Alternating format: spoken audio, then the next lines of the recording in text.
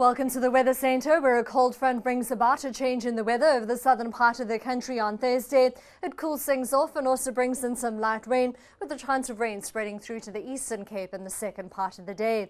Isolated thundershowers are forecast over the northeastern part of the Northern Cape, with a sunny and hot day for KwaZulu-Natal and a particularly hot day in the northeast. In fact, the South African Weather Service have issued a special weather advisory for heatwave conditions, with very hot weather persisting for Gauteng and the northwest over the next couple of days.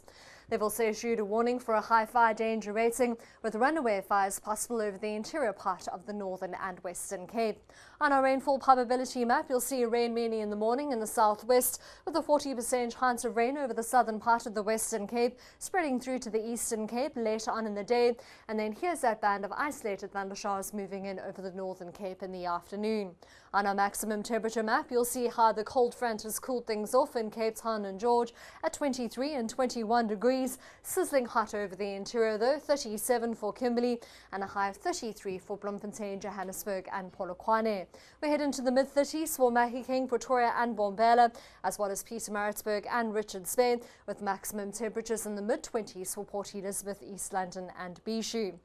Along the west coast, we're expecting strong winds and poor beach conditions for Alexander Bay and Langebaan, with a fresh southerly wind and moderate beach conditions for Lambert's Bay and Namaqualand. Along the west coast, we'll see a 2-metre southwesterly swell. Strong winds are forecast mainly on the Cape Town Atlantic side, with a southeaster for False Bay.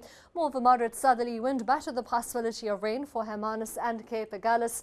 In the southwest, we're expecting a 2.5-metre swell, and that comes from the southwest with a swell period of 10 seconds.